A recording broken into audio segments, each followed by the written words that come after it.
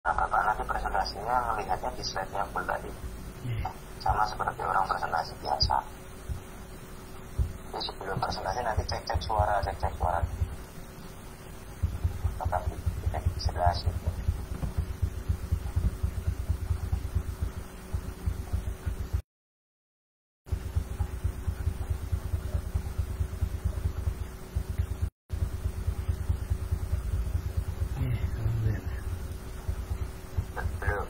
Belum ya. Ini saya cek dulu Pak. Apakah sudah muncul belum ya? Nah,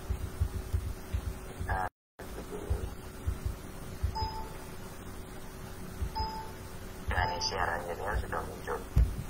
Nih sudah nih. Nah ini kita sudah siaran di kita masuk ke presentasi nanti cek suara.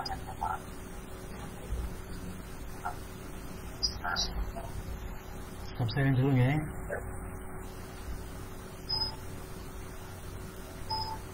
Verifikasi suaranya sudah jelas Pak, coba. Sudah deh. Nanti ketika peserta sudah mulai berfungsi nanti 10 sampai 20 baru kita mulai. Insyaallah. Gitu Pak, ada yang bisa mau ditanyakan lagi? Ini saya stop sharing dulu atau gimana, Derek? Coba. Stop sharing dulu atau gimana? Sharing. Saya stop sharing dulu atau bagaimana, Derek? Enggak usah Pak, itu bisa langsung kita lanjutkan, waktunya sudah sesuai sebelum kita mulai. Apa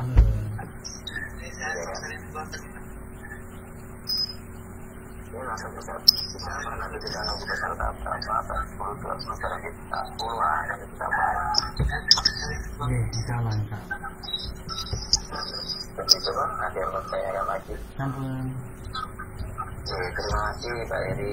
Mari kita belajar nih. Assalamualaikum. Waalaikumsalam warahmatullahi wabarakatuh.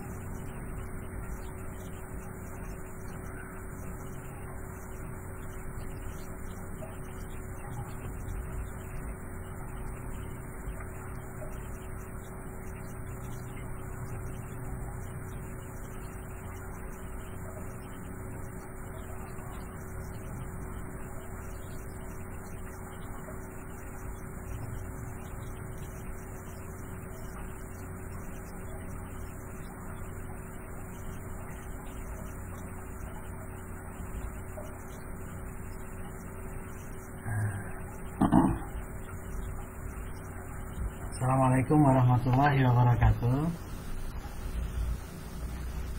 Alhamdulillah, terima kasih sekali atas kedatangan teman-teman semua di acara live Facebook ini. Kali ini kita akan menyampaikan salah satu tema yang penting sekali, karena ini visioner ya. Jadi semua member NASA harus memahami terkait dengan pada masa tua nanti seperti apa ya. Karena terkait dengan hal ini makanya kemudian kita pilih tema yang sangat menarik pada siang hari ini. pagi menjelang siang hari ini. Alhamdulillah. Jadi kita mulai langsung.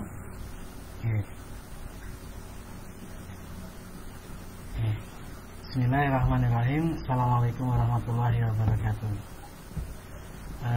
Baiklah rekan-rekan sekalian, member NASA yang dimuliakan oleh Allah. Jadi pada pagi hari ini saya akan menyampaikan terkait dengan judul yang sangat penting sekali terkait dengan investasi masa tua bersama susu kambing etalon NASA. Jadi saya perkenalkan dulu, nama saya Heri Karniawan. Saya kebetulan bergabung di PT NASA ini sebagai supplier atau sebagai supplier terkait dengan produk-produk yang khusus membahas terkait dengan susu kambing etalon terutama. Saya mulai ya. Ini kebetulan saya posisinya sebagai konsultan industri kecil menengah juga dan coach pengusaha muslim di Jakarta. Selain itu saya sudah bergabung di Agrofilma ini sejak tahun 2019 kemarin. Alhamdulillah. Seperti pertama kali kita memilih tema ini, mau seperti apa masa tua kita gitu. Jadi ini pertanyaan sangat penting sekali karena jarang orang mempersiapkan masa tuanya itu, kemudian memperbaiki, kemudian masa mudanya harus dipersiapkan seperti apa begitu. Jarang-jarang orang mempersiapkan masa tuanya itu usia yang sampai usia tertentu. Misal kita belum tergambar apakah masa tua kita seperti mau kita setting seperti apa. Kadang-kadang orang-orang menjadikan masa tuanya itu sebagai ya masa untuk menikmati pencapaian masa mudanya seperti apa, masa untuk ngomong cucu misalnya, atau masa-masa untuk menghabiskan waktu bersama keluarga. Tetapi terkait dengan kesehatan seperti apa? Seperti apakah kita masih sehat dalam usia tua itu, ataukah kemudian dalam keadaan yang sakit-sakitan? Seperti juga kita men-setting masa tua kita itu masa tua yang punya apa saja, misalnya dari sisi kesejahteraannya, apakah kita sudah sejahtera ketika masa tua itu, ataukah masih berjuang mencari nafkah sendiri karena ditinggal anak-anak, kemudian kita tidak mempersiapkan masa tua kita untuk kemudian bisa mandiri dan masih bisa hidup dari sisa tabungan yang kemudian kita persiapkan pada masa mudanya. Atau dengan kesehatan, keuangan juga terkait dengan pendidikan, mau seperti apakah masa tua kita? Apakah kita masih semangat belajar secara formal seperti melanjutkan S2 atau S3 atau S4 seperti apa masa pendidikan kita? Apakah kemudian kita ternyata masih berjuang untuk mendapatkan pendidikan yang layak gitu. Nah, ini semua terkait dengan mau kita setting seperti apa masa tua kita. Ini sangat penting sekali. Masa berikutnya adalah masa tua itu disebut tua itu seperti apa sih? Berapa tahun sih? Nah, kalau dari survei itu memberikan usia 55 sampai 75 tahun itu adalah masa tua. Jadi seseorang sudah kelihatan punya ubahan itu pada usia 40 rata-rata. Tetapi kadang-kadang orang itu menyebut masa tua itu sendiri sebagai masa-masa di mana ketika sudah retire atau pensiun itu masa tua. Kalau masa-masa sebelum pensiun masih masa muda. Jadi orang-orang yang masih merasa muda meskipun di usia 40 tahun ke atas itu juga banyak. Bahkan sampai usia 60 masih merasa muda, segar bugar gitu. Kondisi kesehatan masih segar bugar. Bahkan sampai usia 70 masih ada yang melakukan fitness, dan itu ternyata karena ketika mereka menjaga kesehatannya itu bisa dipastikan bahwa masa tuanya insya Allah dalam keadaan sehat walafiat. Tetapi apakah kemudian itu terjadi sesuai dengan keinginan kita? Tentu saja tidak.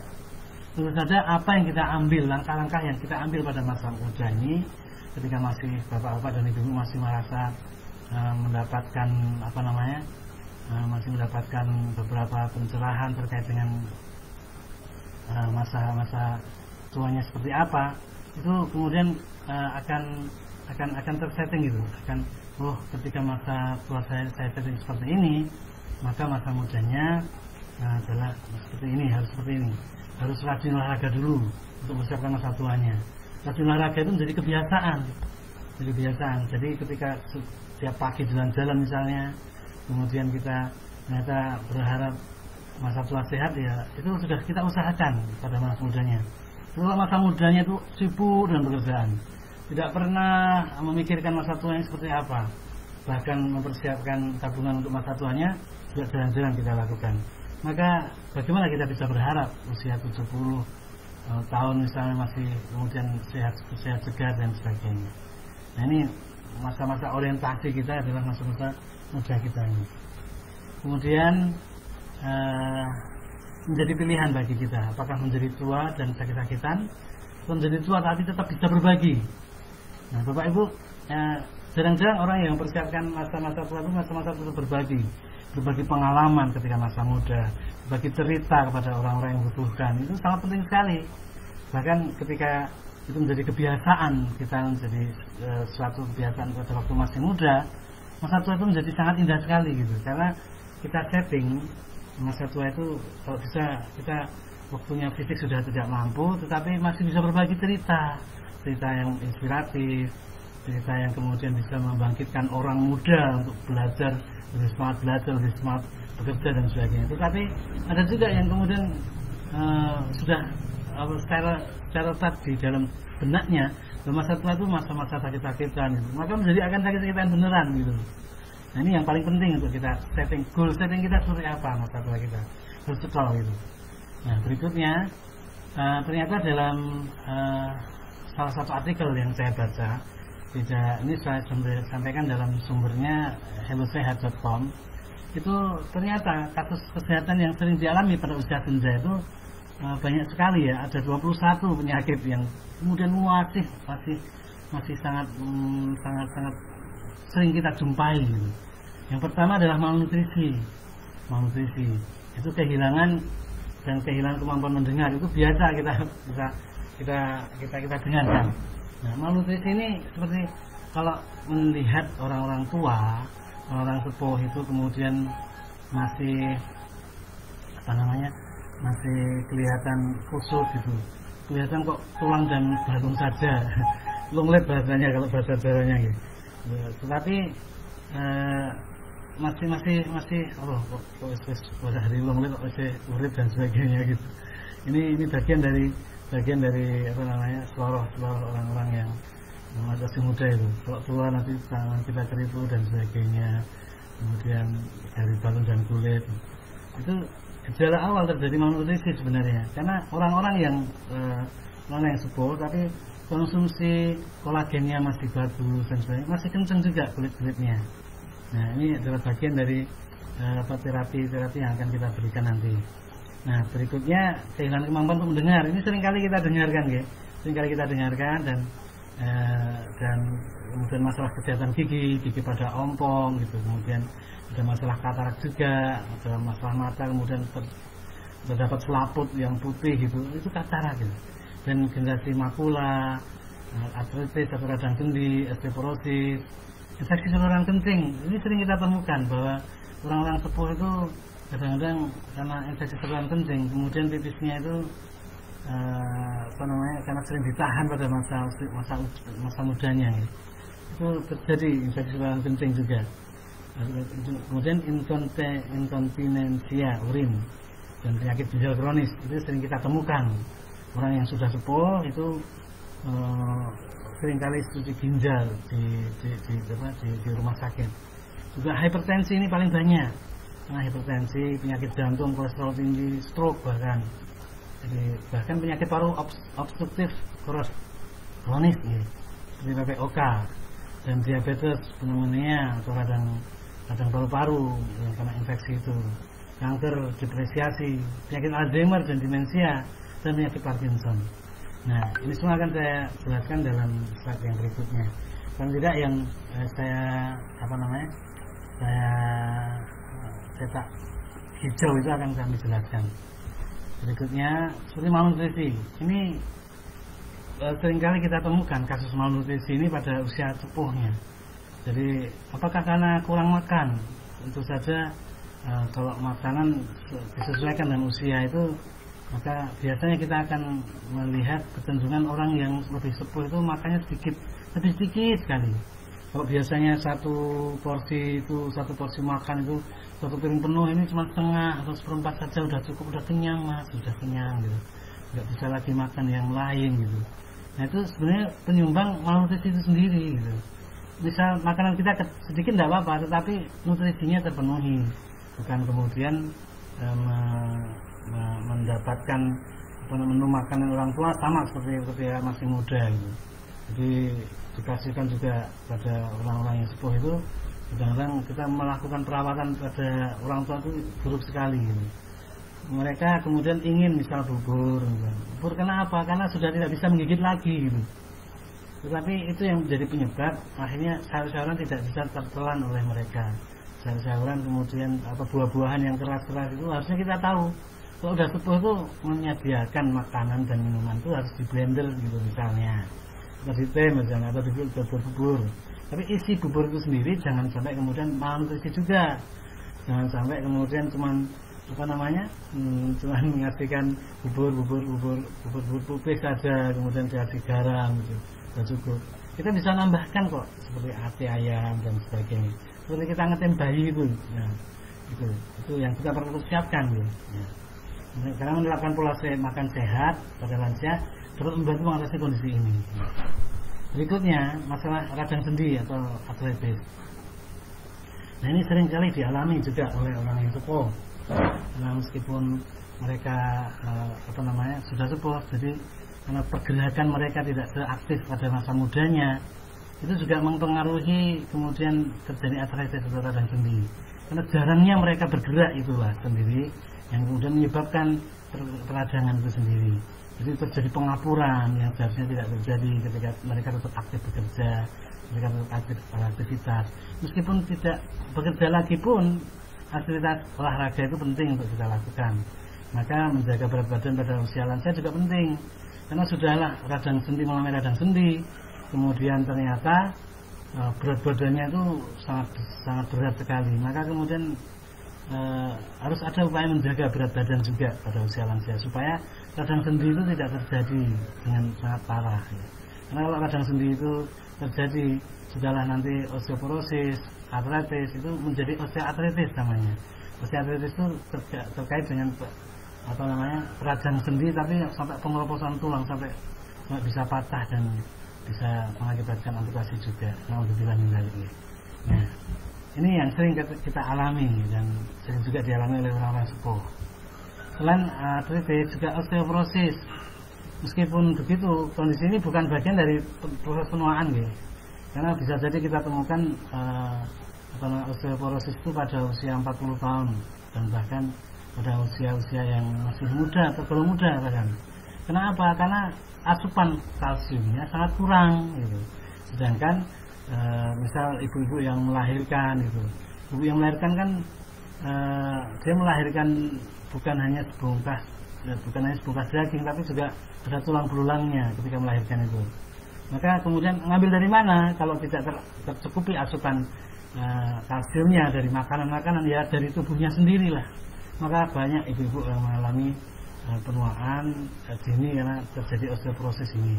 Maka kondisi ini bukan bagian dari proses penuaan ya. Sekali lagi bukan proses penuaan, tapi karena pada masa-masa usia senja itu kemudian asupan gizinya malnutrisi tadi yang kemudian membentuk karena kurangnya asupan kalsium pada makanan, maka kemudian mengambil bagian dari tulang, maka terjadi pengeroposan tulang sendiri. Jadi ini yang sering dialami juga oleh orang-orang yang sepuh. Jadi bagaimana memenuhi kebutuhan nutrisi ini, maka akan jelaskan nanti. Berikutnya, permasalahan berikutnya adalah hipertensi. Hipertensi ini sebenarnya terjadi peningkatan tensi itu karena apa? Karena ada penyempitan pembuluh darah. Karena sudah asupan kalsiumnya sangat kurang, kemudian walaupun dipaksakan makan kalsium itu, kemudian kalsium-kalsium yang tidak alami, apalagi yang sering kali kita konsumsi dihydroxon misalnya, itu harus dilengkapi juga dengan nutrisi untuk menyerap nutrisinya sebenarnya. Karena hormon estrogen itu sudah sangat berkurang sekali, maka itu yang paling yang paling mempengaruhi asupan kalsiumnya itu kan hormon estrogen. Jadi kalau hormon estrogen itu kemudian berkurang, itu penyerapan kalsiumnya juga berkurang, maka banyak ibu-ibu yang kemudian mengalami osteoporosis, juga mengalami hipertensi. Karena apa? Karena tidak dilengkapi dengan nutrisi yang lain yang kemudian membangkitkan hormon estrogen itu, yang kemudian hormon estrogen ini mempengaruhi penyerapan kalsium dalam tubuh. Kalau penyerapan kalsium dalam tubuh ini sangat kurang sekali, maka juga akan terjadi penumpukan plak-plak dan sebagainya, termasuk ketika konsumsi kolesterol itu tidak terserap dengan sempurna. Karena metabolisme kolesterol ini ketika usia sudah sepuh itu memang kemudian ada yang tidak terserap kembali ke darah itu. Kembali ke organ-organ yang penting yang membutuhkan kolesterol sendiri. Tapi akhirnya kemudian melekat pada dinding-dinding sel darah yang kemudian pembuluh darah itu menjadi sempit. Makanya kemudian hipertensi juga sering terjadi di sini. Jadi ketika sudah usia sepuh biasanya hormon-hormon itu sangat berkurang sekali, kemudian mengakibatkan hipertensi, ya, hipertensi. Jadi kasus hipertensi ini banyak sekali. Ada yang ketika sepuh itu sudah mencapai 180, kan kasihan sekali. Harusnya normalnya berapa? 140 itu sudah hipertensi loh padahal. 140 itu sudah hipertensi, itu yang sistolik. Diastoliknya bagaimana? Diastoliknya biasanya lebih tinggi lagi. Nah, tetapi kalau yang normal itu 110 berbanding dengan 80, dan itu sudah sangat ideal sekali. Tapi kalau sudah sepuh terjadi penumpukan kolesterol di pembuluh darah, maka terjadi hipertensi. Hipertensi ini juga diakibatkan oleh sembelit juga bisa. Karena bagaimanapun orang yang sembelit itu kan tersumbat ada sumbatan-sumbatan yang dari pembuluh, dari pencernaan sendiri, itu kemudian mengakibatkan hipertensi. Jadi kalau ada yang kemudian kasus hipertensi tapi diketahui dari usianya masih muda gitu, kok hipertensi, sudah hipertensi, mungkin salah satunya karena sembelit tadi, karena terjadi kurang lancaran pada saat buang air besarnya, bisa jadi kayak gitu. Dan ini bisa diatasi sebenarnya dengan konsumsi herbal tertentu. Berikutnya setelah hipertensi adalah stroke. Nah, stroke ini adalah bagian dari yang tidak disukai oleh semua orang bahkan. Stroke adalah penyakit yang sangat berbahaya dan cukup sering terjadi pada lansia. Saat mengalami kondisi ini, lansia membutuhkan pertolongan cepat untuk meminimalkan kerusakan organ otak. Jadi karena mengapa mengakibatkan kerusakan pada otak? Karena ketika stroke itu berada memecah, kadang-kadang ada dua tipe stroke ya. Tipe stroke yang terjadi penyumbatan dan terjadi pemecahan pembuluh darah. Ketika terjadi penyumbatan, maka kemudian aliran darah ke otak pun berkurang. Maka kemudian otak itu jika tidak dialiri darah dengan semestinya, dengan jumlah darah yang cukup, maka kemudian bisa mengakibatkan kerusakan pada otak juga. Itu karena penyumbatan padahal. Nah, padahal penyumbatan bisa diatasi dengan mengkonsumsi herbal-herbal tertentu seperti omega 3, pengencer darah dan sebagainya. Tetapi yang kemudian pecah pembuluh darah inilah yang kemudian seringkali mengakibatkan terjadi kematian juga pada saat itu juga. Nah, ini sangat berbahaya. Maka kemudian bagaimana menjaga asupan gizi kita pada waktu masih muda ini menjadi kalau bisa ideal ya, menjadi ideal. Nah, setelah stroke adalah pneumonia.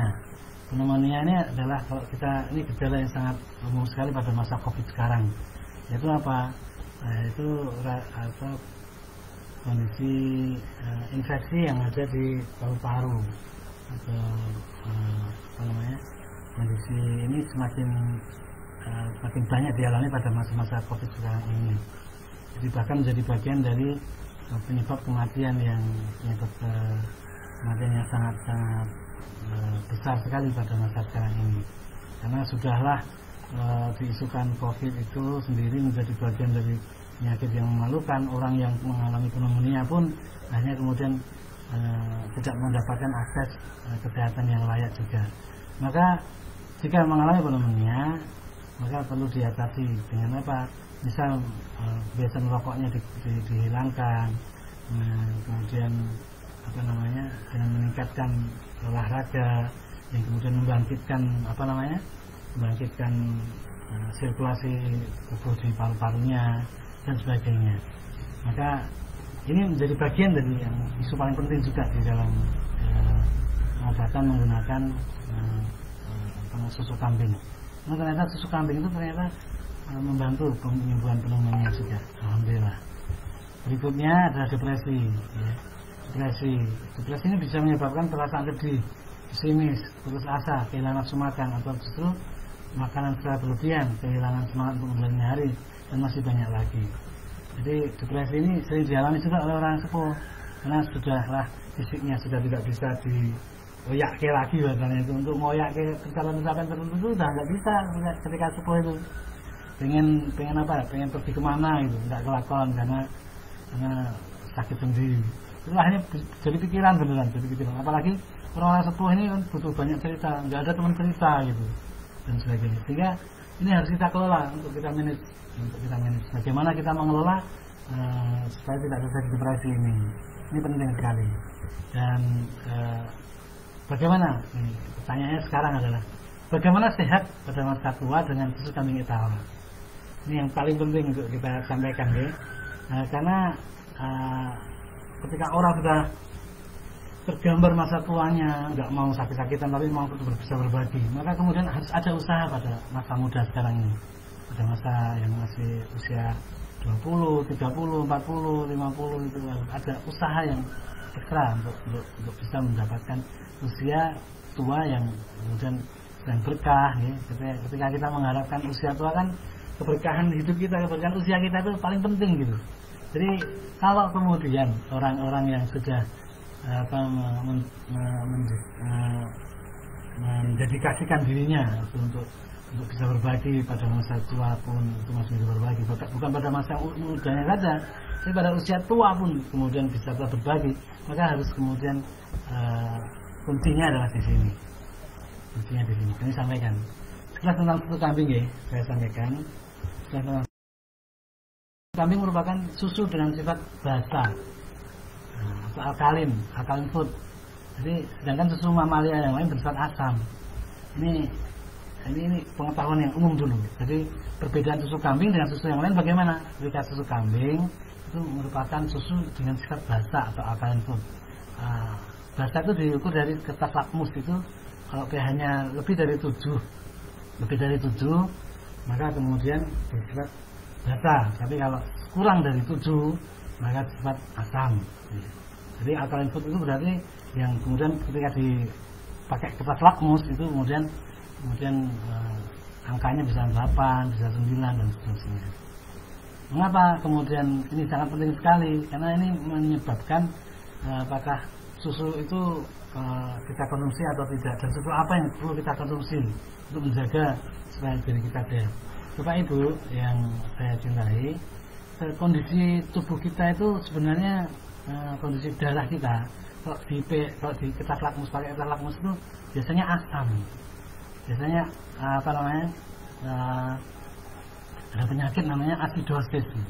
Penyakit asidosis itu sangat merusak sekali, karena sifat asidosis itu sendiri muncul dari kebiasaan-kebiasaan yang buruk di kita sendiri. Misal seperti apa? Seperti gampangnya kena kanker misalnya, karena terjadi asidosis, minimnya makanan kita konsumsi itu biasanya asam ya, asam seperti mencampur antara nasi dengan ayam. Itu sudah bisa menjadi asam sendiri sifatnya. Ada yang mengatakan ketika berbagi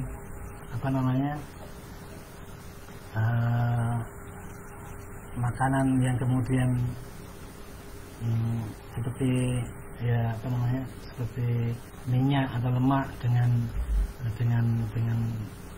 dengan nasi itu apakah cocok gitu, dan sebagainya. Itu kemudian kita kenal sebagai ilmu di dalam ilmu food combining. Jadi Bapak Ibu suatu saat nanti akan kami jelaskan terkait dengan food combining bagaimana. Ya, saya lanjutkan bahwa yang kedua adalah homogen alaminya, sehingga tidak perlu dikocok,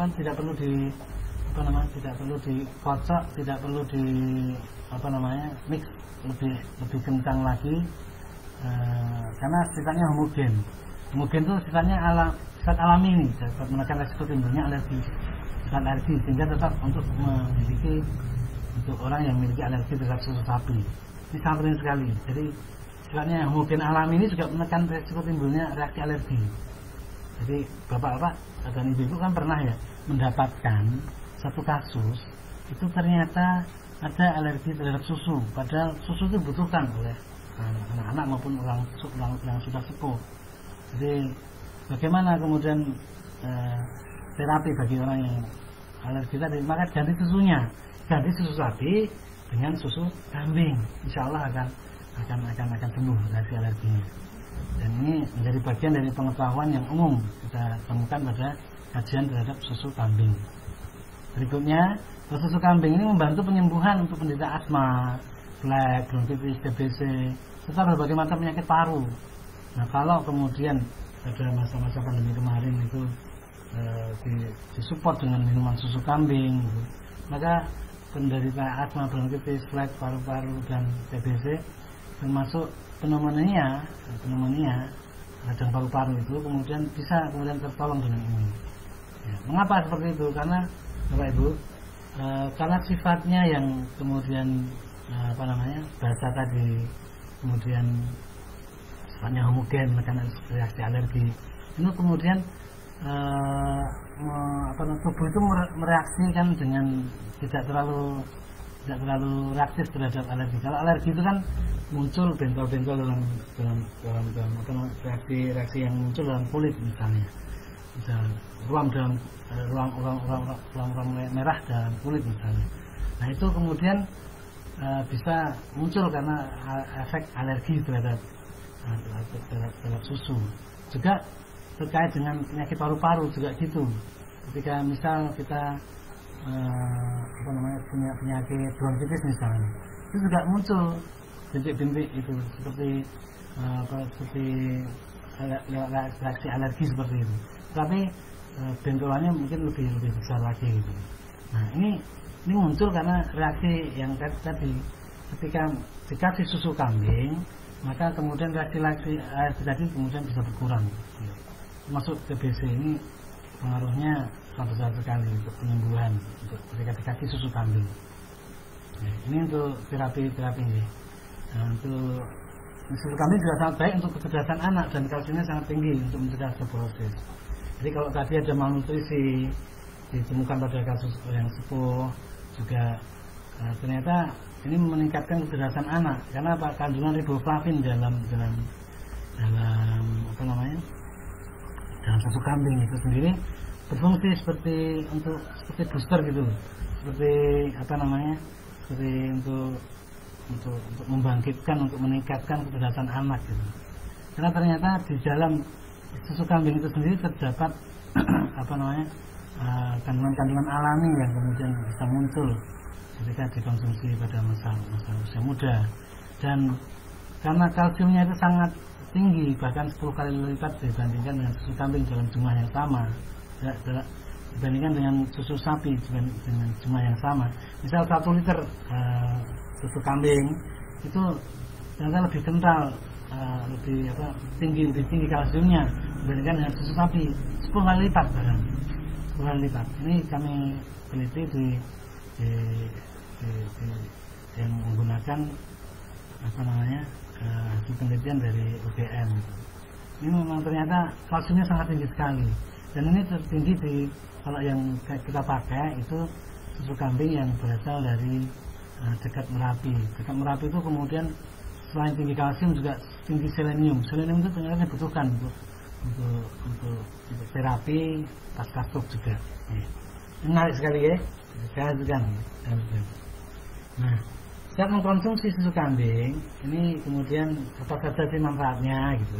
Yang tadi ditanyakan sudah untuk mengganti kalsium, anti alergi dan sebagainya. Tapi apa yang manfaatnya? Maka yang pertama anti inflamasi yang alami. Jadi kalau terjadi peradangan gitu di dalam tubuh, misal terjadi peradangan di lambung itu kan kalau radang asam lambungnya meningkat gitu. Ini paling mudah sekali obatnya adalah susu kambing. Coba saja untuk yang punya penyakit mah itu, punya penyakit GERD gitu, coba saja susu kambing. Maka susu kambing yang alami yang kemudian dikeluarkan oleh NASA ini ambil dari kami, dan kami bisa pastikan bahwa konsumsi susu kambing yang kami sediakan itu menjadi bagian dari paling penting untuk menjaga kesehatan. Pertama,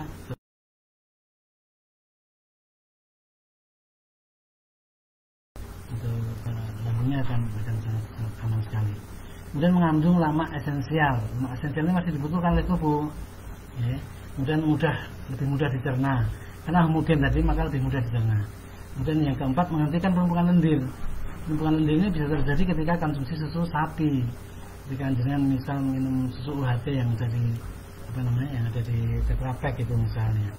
Itu kemudian dibandingkan dengan susu kambing, maka reaksi alerginya itu, reaksi penumpukan lendirnya itu sangat kecil sekali. Bahkan tidak dirasakan sama sekali gitu untuk penumpukan lendirnya. Kalau kita sering konsumsi susu sapi, maka terjadi penumpukan lendir di paru-paru, di organ-organ yang pencernaan, yang sangat menumpuk lendir sangat banyak sekali.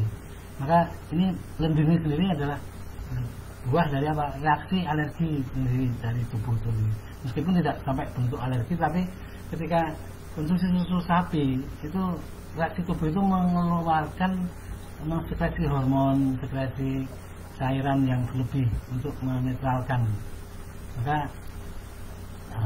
misal untuk membuang racun yang terjadi, atau maka sering kan kita akan konsumsi kemarin itu susu beruang yang sangat bagus sekali. Itu memang reaksinya ketika konsumsi susu itu sudah dikasih gula aren juga gitu, kalau menurut saya, karena rasanya itu seperti gula aren dan warnanya itu juga seperti gula aren juga. Itu mampu menghentikan penumpukan lendir juga. Nah, tapi susu kambing yang kami keluarkan ini lebih baik daripada itu. Maka kemarin ketika rame-rame konsumsi, mencari susu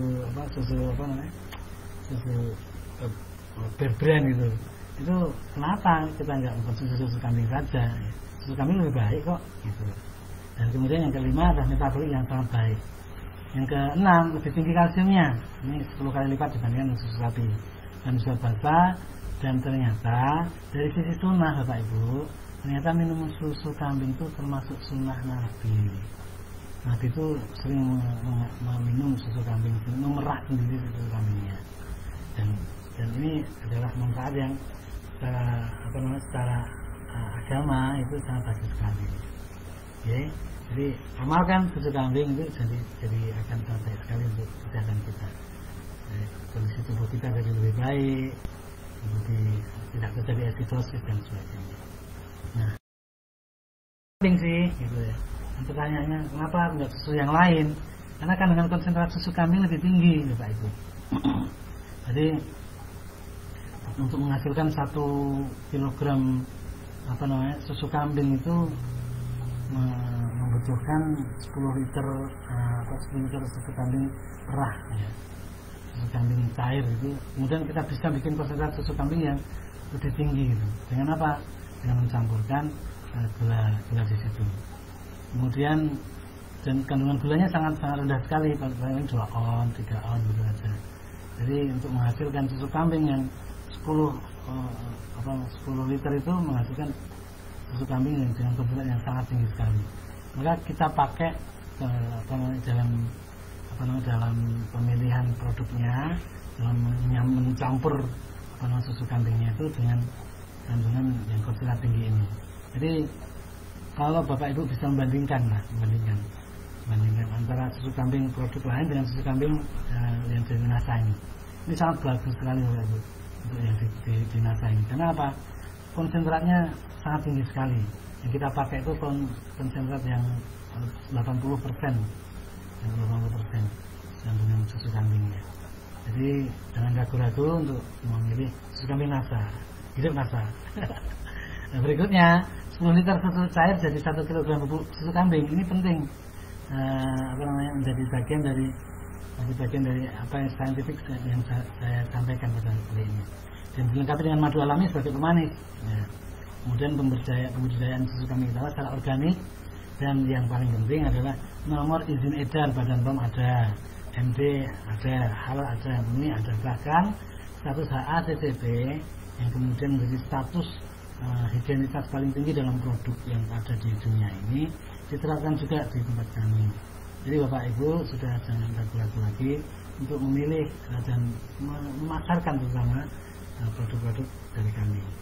Karena sudah lengkap Bapak Ibu, sudah tidak ada keraguan lagi. Misal kita mendaftarkan HACCP ini berapa ratus juta itu harus keluar, dan itu kita dapatkan satu HACCP ini mulai pada tahun berapa nih, tahun yang sejak tahun 2018 kalau nggak salah, 2019. Alhamdulillah itu. Nah, selain ternyata susu kambing itu sendiri, ternyata ada tambahan herbal. Ini yang kami rahasiakan, karena kandungan herbal yang ada dalam susu kambing ini ternyata sangat penting untuk menetralisir dan untuk melengkapi kandungan yang ada dalam herbal tadi, dalam susu kambing tadi. Bagaimana saya sampaikan tadi bahwa ternyata hormon-hormon yang kemudian sudah masa sepuh itu kan berkurang produksinya, seperti hormon estrogen yang dibutuhkan untuk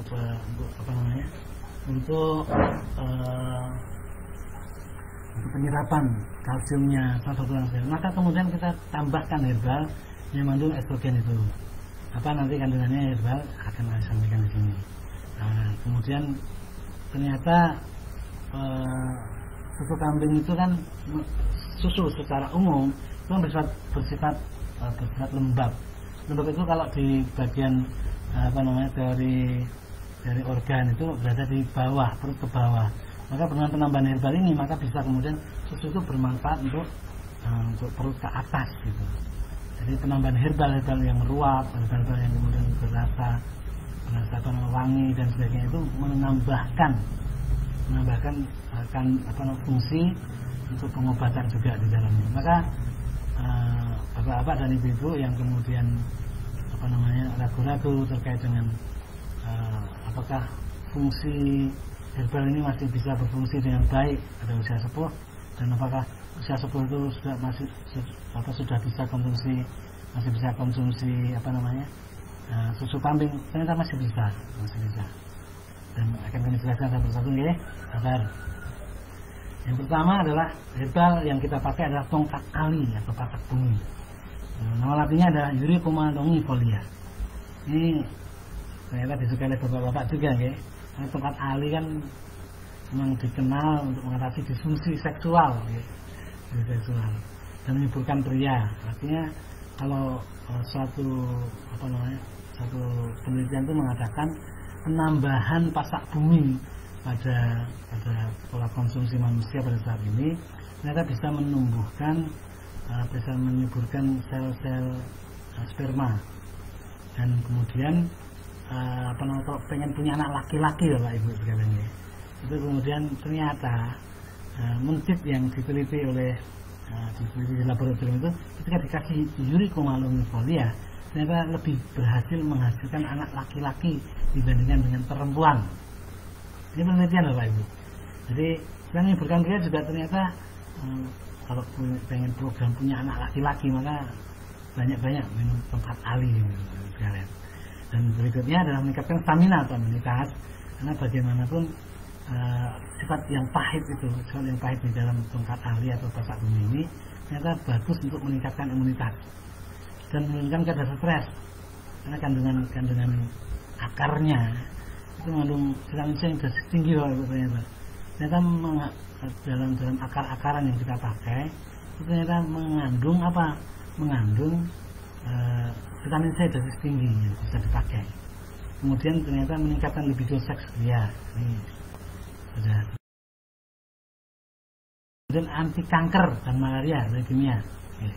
Bisa dipakai juga untuk seperti itu. Dan menurunkan panas demam, menurunkan kadar gula darah.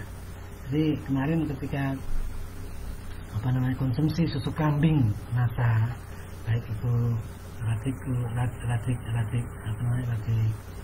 moncerdik ya, kemudian ada juga nasuka, itu sudah ada juga herbal seperti ini ya Pak Ibu.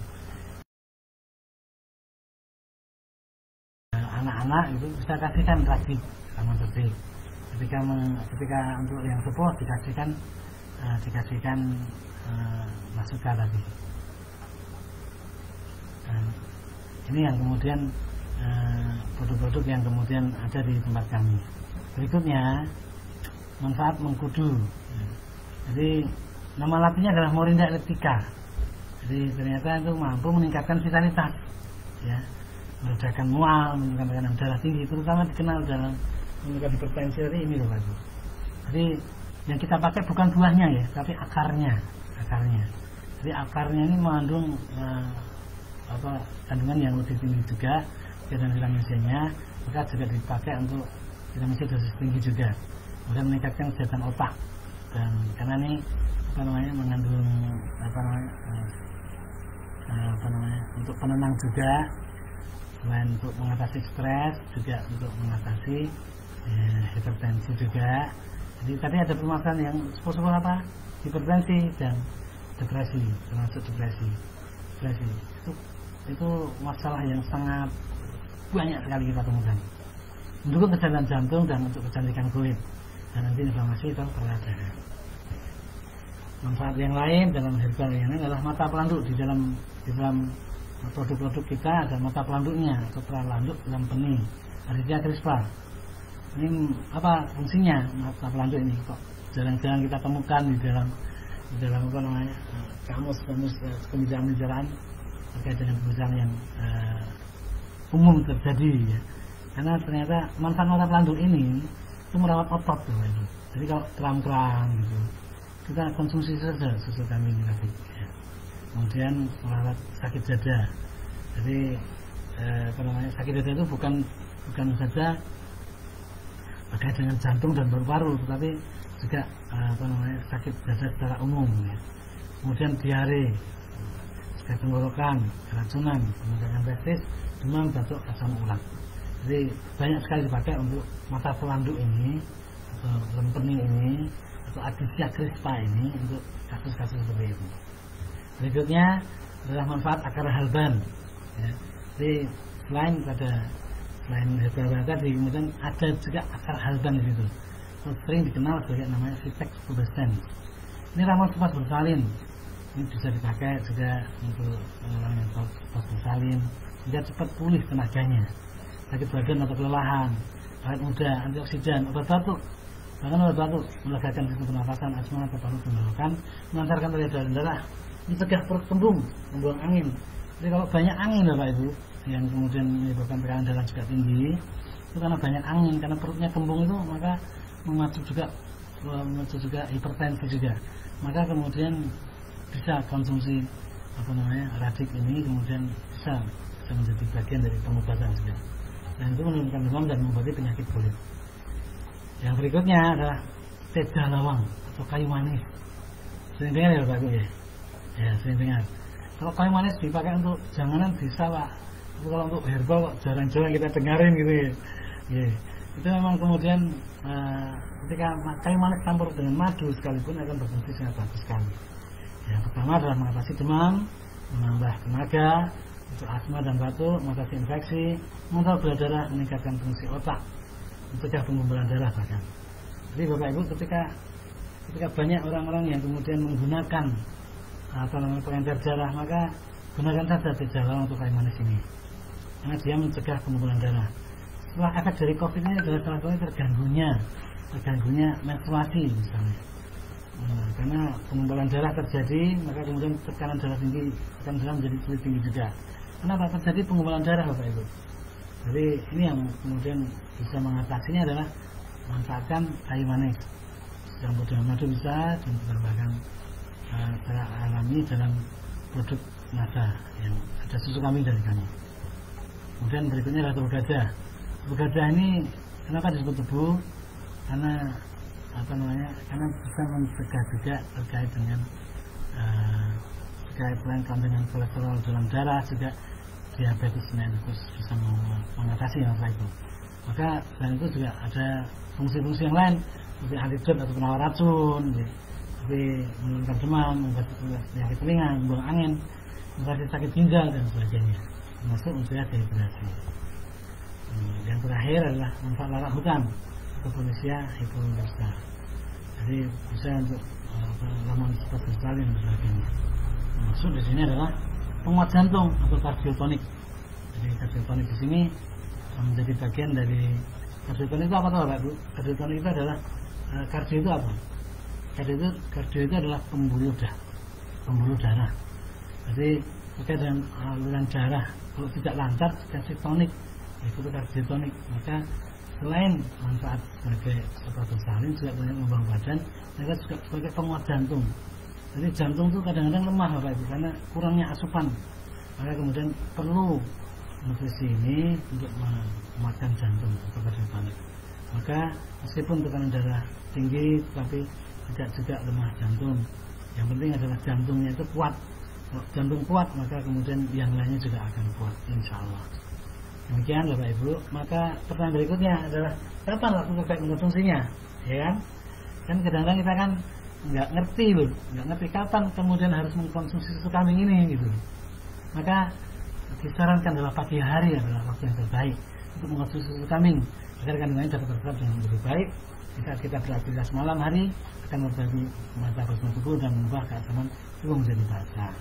Jadi kalau minum di malam hari kan sering kali orang minum malam hari itu adalah sedapat mungkin adalah 1 jam atau setengah jam sebelum tidur. Waktu tidur kapan? Yang paling baik adalah sebelum jam 10. Jadi kalau konsumsi terbaiknya adalah sebelum jam 9 konsumsi terbaik susunya. Itu kalau malam hari. Kalau pagi hari waktu terbaik yaitu sebelum sarapan gitu. Konsumsi susu kambing saja, insya Allah akan mengubah kehidupan Anda. Jadi investasi sedikit saja mengkonsumsi susu kambing. Nah, itu ramu dalam racik itu 1 gelas saja atau 1 saset saja setiap pagi hari akan membawa pada sekali dalam kehidupan kita. Dan Bapak Ibu, jazakumullah khairan katsiran. Ini yang bisa kami sampaikan pada kali ini, dan kita akan lanjutkan dalam sesi tanya jawab, dan kami harapkan bisa dilanjutkan dalam tanya jawab secara secara virtual di Facebook ya. Demikian yang bisa kami sampaikan. Assalamualaikum warahmatullahi wabarakatuh.